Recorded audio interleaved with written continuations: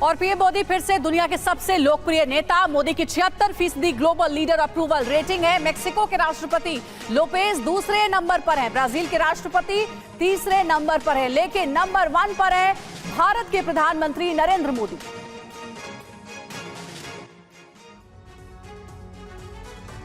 Rating है, ये कहते हैं कि he is the most loved and admired leader.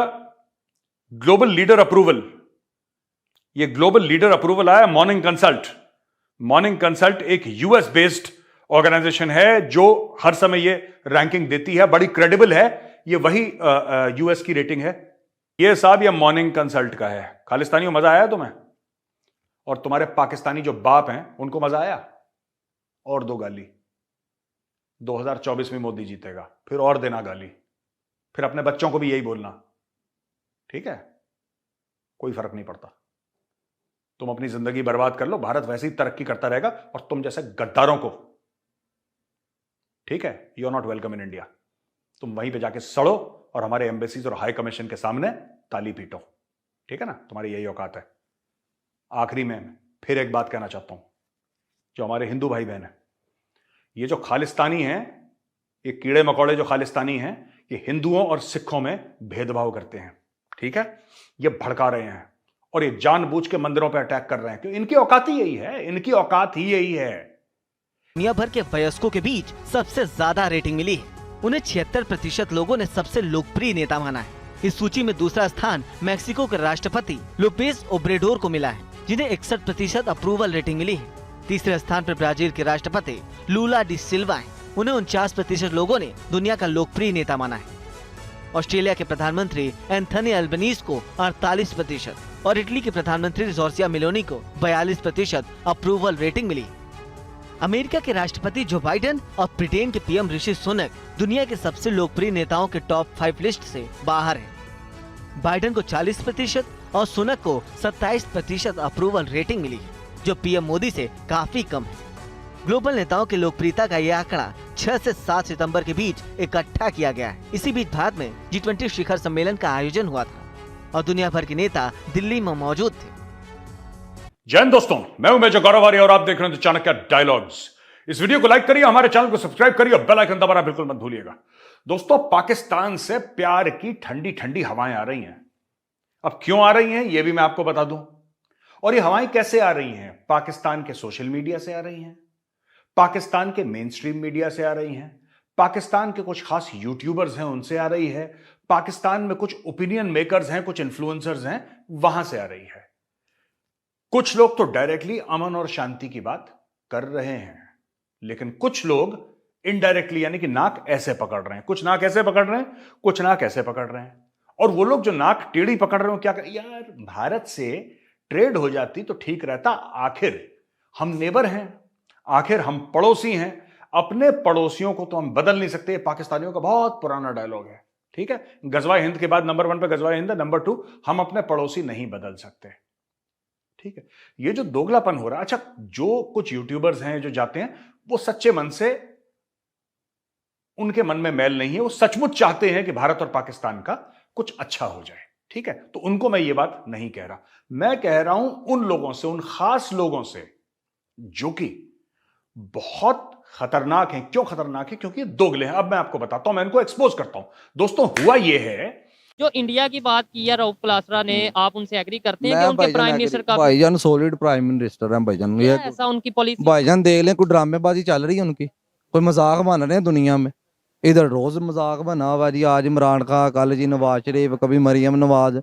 वो प्राइम मिनिस्टर है भाई, उसने दिखाया पूरी दुनिया में। पूरी दुनिया में देख लें, कोई मजाक चल रहा है, पूरी दुनिया उसको अप्रिशिएट कर रही है। नहीं कोई चल रहा है मजाक कहीं पे। इधर आप हेडलाइन निकाल लें, न्यूज सुन रहे हैं, हमारे ड्रामे शुरू हुए हैं यहाँ पे। हमारे पास इधर कश्मीरी भाई आते हैं, देखें वो कहते हैं ना, वो इंडिया की तारीफ जरूर करते हैं कि उधर ज्यादा फैसिलिटी है, हमें एजुकेशन तलीम ये, लेकिन साथ वो ये भी कहते हैं कि ए तारे लहूदी, उस रिस्क से मौत अच्छी जिस रिस्क से आती हो परवाज में कोताही। सब कुछ तो कमर्शियल है। आप पैसे कमाना चाहते हैं, आप हॉस्पिटल बना लें।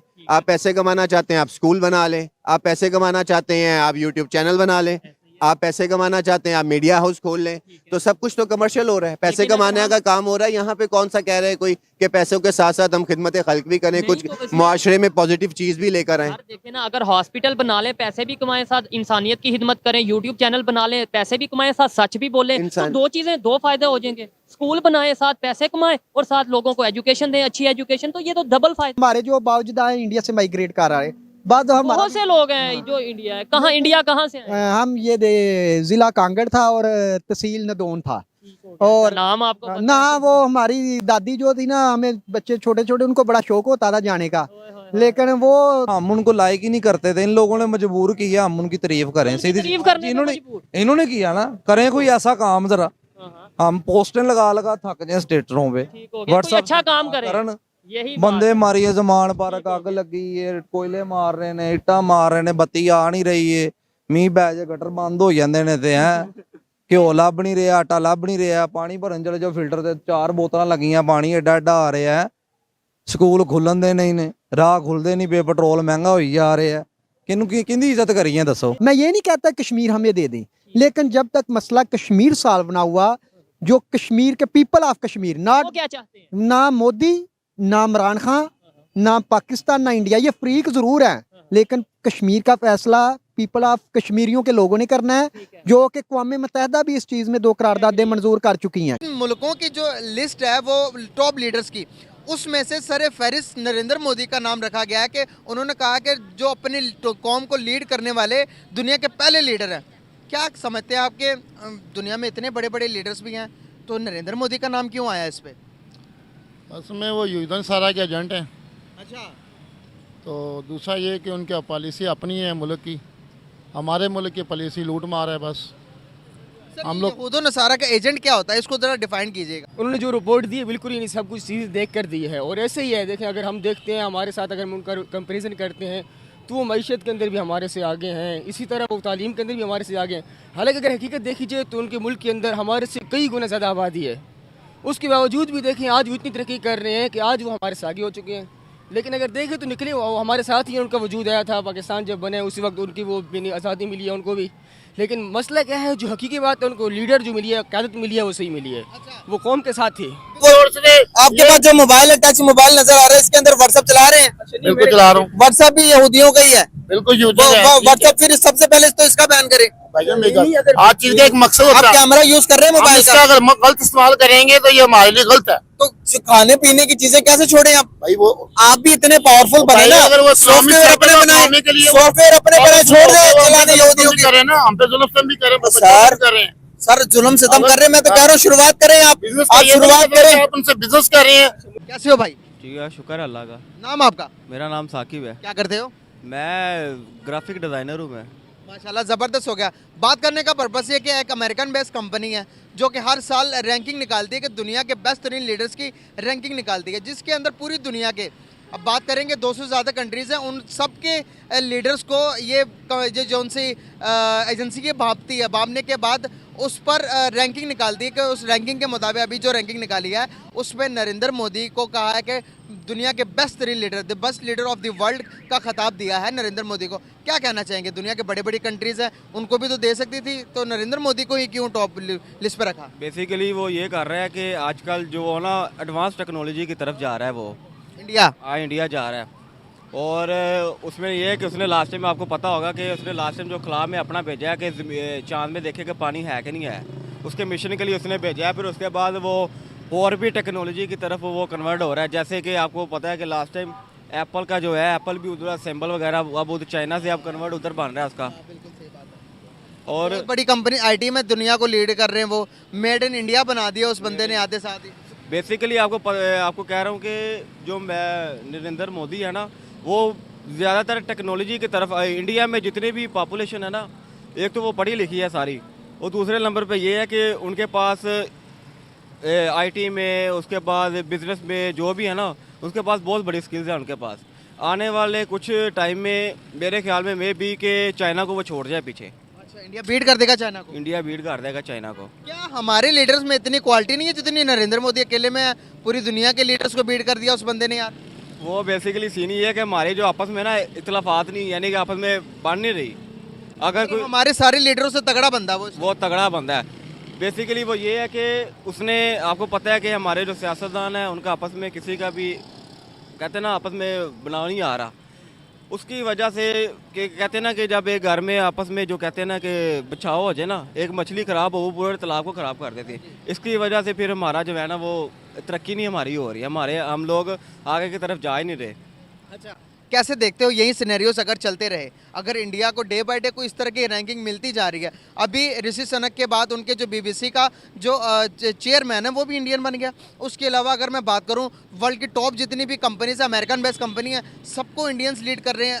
उनकी अगर मैं बात करूँ IT के अंदर, वो इतने को जितना सऊदी अरेबिया हमारा पूरा का पूरा जितना ऑयल एक्सपोर्ट करके कमाता है, इंडिया अपने IT बेचकर दुनिया में पैसे कमा रहा है। बेसिकली आपको पता है सुंदर पिचाई जो है CEO जो गूगल का है वो भी इंडियन है, वो भी इंडियन है। अब वो देखे कि वो बंदे की जर्नी देखे वो किस तरह चल के गया वहाँ तक।